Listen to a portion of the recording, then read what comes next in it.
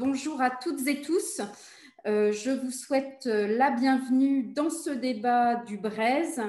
Je souhaitais aussi excuser Forouk Salami Datka, qui est notre présidente, qui est empêchée ce matin à 10 heures, mais qui devrait pouvoir nous rejoindre en fin de matinée et qui, j'espère, pourra clôturer nos échanges. J'excuse aussi Georgette Bréard, qui est indisponible également et remplacée au pied levé. Et je l'en remercie chaleureusement par Elisabeth Junot-Pedrono, qui est conseillère régionale du Morbihan sur le secteur de Pontivy. Merci beaucoup, Elisabeth, pour ce remplacement au pied levé. Je remercie pour leur présence l'ensemble de nos invités et puis l'ensemble des auditeurs et auditrices. Donc, un nouveau débat du Breizh, cette fois-ci sur les solidarités, qui vient poursuivre aussi notre cycle de débat. C'est aujourd'hui la 4e rencontre que nous organisons sur un cycle de 6 rencontres d'ici la fin de l'année 2020. Pour rappel, nous avons pu échanger déjà sur la santé, sur l'agriculture, sur la culture. Et en 2020, il nous restera à aborder les thèmes de la mobilité, de la démocratie. Donc des débats compte tenu de la situation sanitaire que nous avons toujours tenus en visio. Et nous espérons bien évidemment pouvoir rapidement les tenir en présentiel dès lors que la situation le permettra à nouveau. Alors, sur le volet pratique, nos intervenants, au nombre de 4, vont disposer de 15 minutes chacune et chacun pour exposer leurs propos, leur approche des solidarités, leur approche du contexte et puis éventuellement aussi leurs propositions. Donc, je veillerai au respect du temps. À l'issue des interventions, nous aurons une séquence d'échanges. Il reviendra aux participants de lever la main pour intervenir ou de poser des questions dans le fil de la conversation Zoom. Les débats sont enregistrés et je remercie tous les auditeurs et auditrices de fermer leur micro afin que nous n'ayons pas de problèmes sonores et notamment d'écho pendant toutes les interventions à venir. Alors, pour reprendre le contexte de ce débat, l'idée, c'est aussi de pouvoir revenir sur cette thématique très importante pour nos territoires, pour voir comment ils peuvent agir pour lutter contre l'exclusion, pour réduire la pauvreté, la précarité, les inégalités.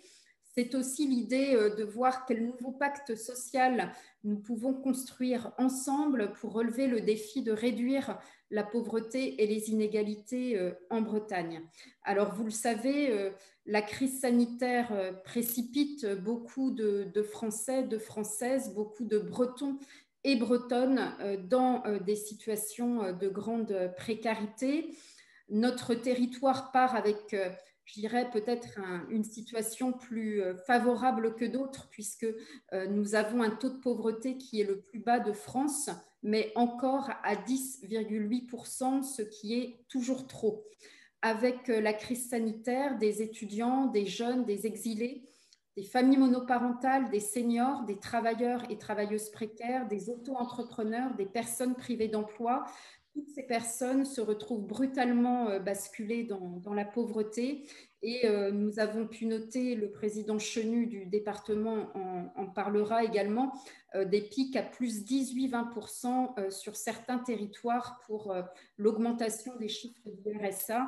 Et c'est vrai que les annonces de plans sociaux qui accélèrent, la difficulté économique liée au couvre-feu, mais aussi à la pandémie dans les secteurs culturels, des cafés, de l'hôtellerie, de la restauration, tout cela va vraisemblablement encore augmenter ces chiffres. Et l'OCDE nous annonce en fait une récession comme la plus brutale parmi les économies industrialisées dans ce contexte de crise sanitaire. Donc, face à des crises multiformes qui se succèdent, économiques, sociales, écologiques, sanitaires, les inégalités s'accroissent et la vie des plus fragiles, des plus vulnérables est de plus en plus précaire dans l'accès aux biens et services de première nécessité. logement, alimentation, éducation, travail, santé, mobilité. Face à cela, il y a une forme d'urgence d'agir. Il y a sans doute un nouveau pacte social aussi à inventer et c'est bien ce que nous souhaitons, citoyens engagés, acteurs associatifs, syndicaux, responsables politiques, militants. Notre souhait est de lutter contre la pauvreté car c'est aussi notre premier combat parce que nous ne pouvons nous résoudre à regarder encore ces injustices sociales et à voir que beaucoup de nos concitoyens, nos concitoyennes les subissent. Alors que s'approchent des échéances importantes, régionales et départementales en 2020, en mars 2021, si la crise sanitaire ne recule pas ces scrutins, présidentielles législatives en 2022, les forces de gauche sociales et écologiques doivent être au rendez-vous pour proposer un nouveau pacte social, un véritable pacte de pouvoir de vivre, comme l'ont appelé 19 organisations, ONG et syndicats qui présentaient en mars 2019, en pleine crise des Gilets jaunes, une série de mesures pour faire face à l'urgence sociale et économique. Ce nouveau pacte politique, social et écologique est défini par ces organisations comme un pas pour l'humain et pour l'humanité, un pacte de pouvoir de vivre aujourd'hui et demain dans la dignité et le respect, un pacte qui doit tous nous engager. À l'échelle de nos territoires, avec l'appui des collectivités locales, en partenariat avec les forces vives citoyennes du monde associatif et des syndicats, notre impératif est d'agir pour construire et renforcer ce pacte social et ce pacte de pouvoir de vivre. Ainsi, face aux nouvelles pauvretés et précarités qui apparaissent, comment les territoires peuvent-ils se mobiliser collectivement, agir ensemble, expérimenter, innover pour garantir un logement digne pour toutes et tous et l'accès aux biens communs de première nécessité, l'eau, l'énergie, l'alimentation de qualité, l'éducation, la santé, les mobilités, sortir la jeunesse de la précarité et lui dégager un horizon positif, offrir des possibilités d'accès à la formation, à la qualification et à l'emploi aux personnes qui en sont les plus éloignées, garantir à tous les enfants un repas quotidien de qualité accessible à toutes et tous, sécuriser l'accès aux droits financiers et sociaux, éviter les ruptures de revenus, accueillir dignement les familles et les jeunes exilés, lutter contre la fracture numérique.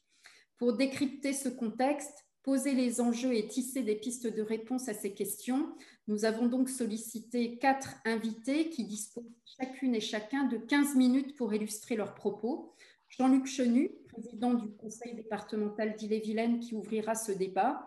Sandrine Berthier, fondatrice de l'association Nov-Ita, porteuse de l'initiative Territoire zéro chômeur de longue durée à Vannes. Laurent Porel, président régional de la Fédération des entreprises d'insertion de Bretagne, et Elisabeth Junot-Pedrono, conseillère régionale de Bretagne, qui remplace au pied levé Georgette Bréard. Voilà, je laisse tout de suite, sans plus attendre, la parole à Jean-Luc Chenu pour 15 minutes de présentation.